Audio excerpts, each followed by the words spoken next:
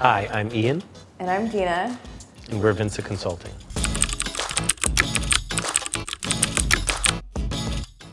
We've been around for about 6 months now, but we've been working together in cannabis for over 2 years. VINSA Consulting is basically the product of both Deena and my own professional experiences and ambitions. We met 2 years ago at the California Cannabis Awards, and Definitely had the same vision. And it was love at first sight. It was. We started by building distribution companies and businesses together. And usually she talks more. I don't have to carry it. You know? I usually don't talk. I just punch in for that, I'm like, wait. little extra, you know? And all of a sudden I'm having him do it. So we definitely complement each other. I mean, Deena's very much been sales and relationships. She has a very deep history with that. And then I am on the legal side. I'm actually a tax and transactional attorney and been operating cannabis businesses directly for over 3 years. Yeah, and definitely experienced doing sales and building sales teams in cannabis. So like Ian said, not only have we built distributions, but I've taken over 40 brands to the market. Brass Knuckles was one of the biggest brands in 2016. I did 30 million for them, retail rollout in Northern California. Other brands were LA Kush, Lemon Tree, Golden State Banana. Ian and I worked on a few big brands like THC Design, Summit Boys. Currently, now we are servicing Field Extracts, as well as Uncle Arnie's and Nectar, and also Dreamt, and Zofo. And so those are the biggest brands right now in the market. I was an MRI technician for 6 years, and I decided that I no longer wanted to work a 9-to-5 job. So I went on Craigslist and I found an ad, and this ad was for a sales position for a cannabis company. I thought it was definitely a scam, but I ended up emailing the company and they reached back out to me. My interview was at Taco Bell, and they gave me a bag of weed and told me, go on Weed Maps and figure it out. And I said, no way. And they're like, you're hired. And so it was really nice. They bought me a 7-layer chalupa, a 7-layer burrito, and a chalupa, and I was really excited about that. And I was like, dude, this is for real. But that's actually how I got into the industry. I ended up teaching myself. I went on Weed Maps and I got into about 130, back in the day, black market shops for a edible company in Orange County. And I ended up doing a demo in LA, and it was right next to Brass Knuckles. They were only about a week old, and they offered me a job there. And that's how, it was just, that's my story. Yeah, I actually did smoke when I was 18, and that was the first time I actually tried cannabis, and then I stopped because I was getting drug tested. So then I ended up smoking back when I had that Taco Bell story. I got into cannabis when I was in law school, and it was a way for me to manage the stress and anxiety of that, joyride. Our mission is to be the best sales and logistics partner.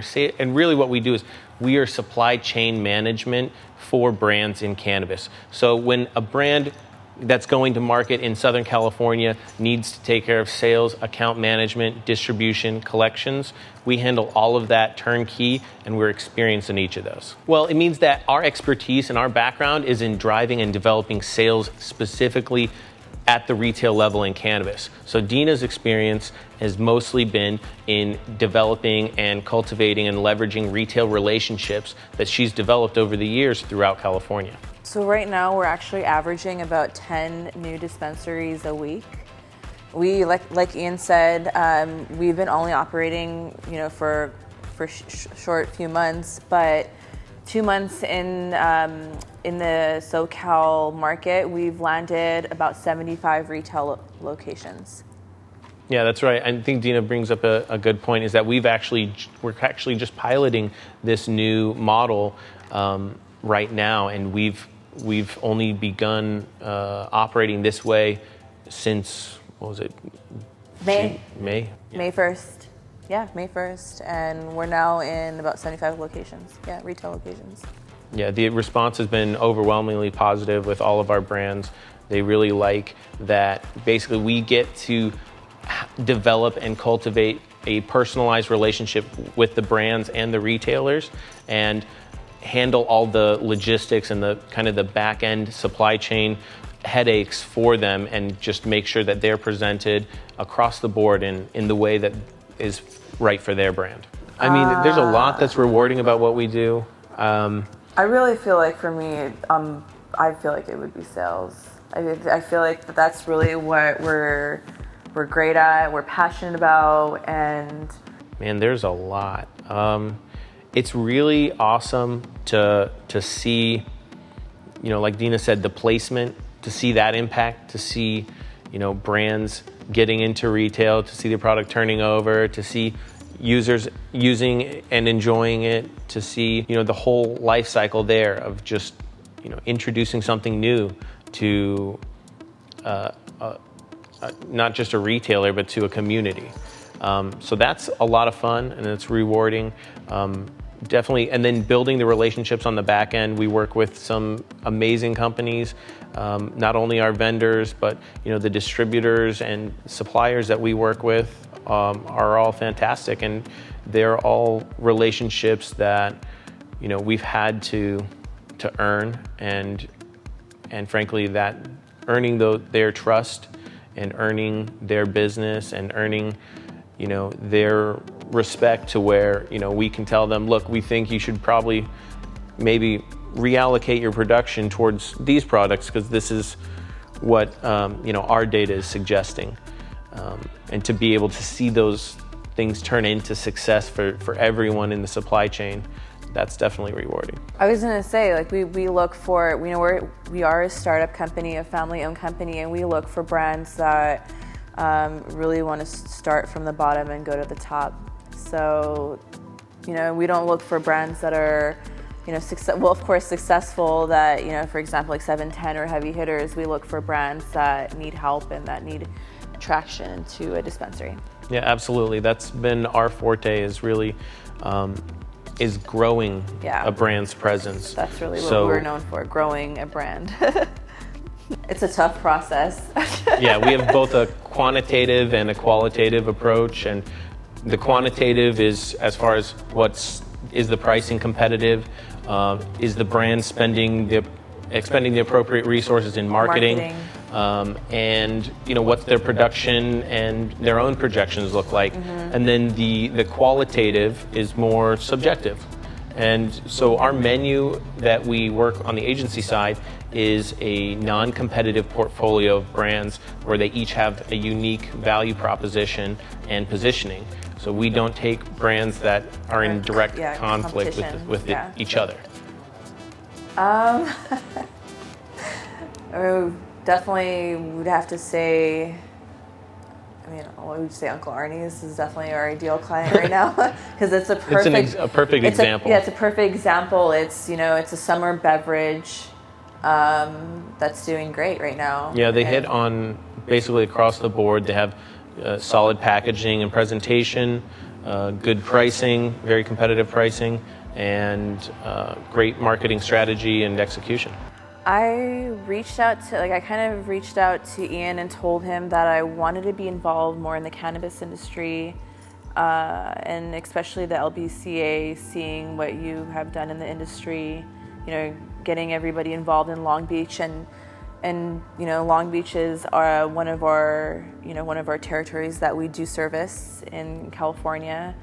So I told Ian, and our neighbors, we're right around the corner. Yeah. So really, why we joined LBCA was to be a part of the family and be involved in the industry, and be able to be there for anything that you guys do need as a consulting agency. Oh yeah, we definitely are dabbers. Oh man. Or dabbers. Yeah. I don't think we can live without a dab. Shout out to Guild for making really good concentrates. D8 diamond the sauce. Diamond sauce. D8 diamond Yeah, sauce, that'd the be my Delta choice. 8 diamond sauce is amazing. Just dab all day and all night. Really building the 3 distributions in the legal market was definitely a huge success. That's really where we built that track record, and now these brands that we're servicing today, I feel like have seen what we've built and trust us. Well, I think that another thing that Deena says is that, if you haven't been burned, Oh yes. then You're doing it wrong. then you're doing it wrong. Well, basically, the kind of rite of passage in the cannabis industry is to be on the bad side of a deal gone wrong. Yes.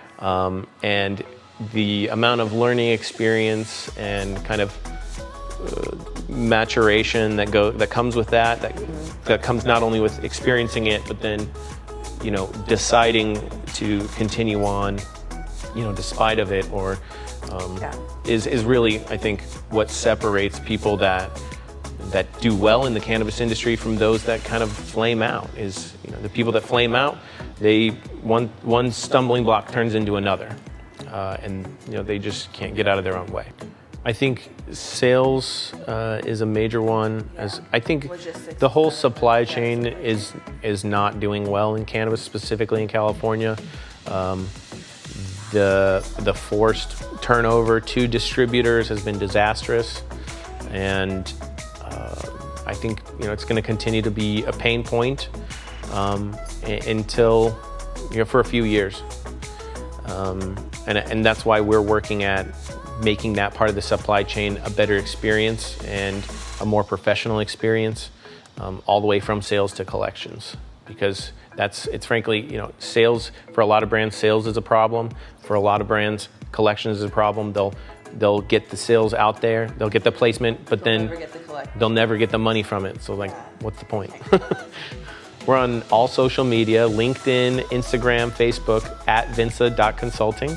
And then I'm on Instagram at isdaily, and then we've got at bluntly.deena. Reach out to us at team@vinsa.group.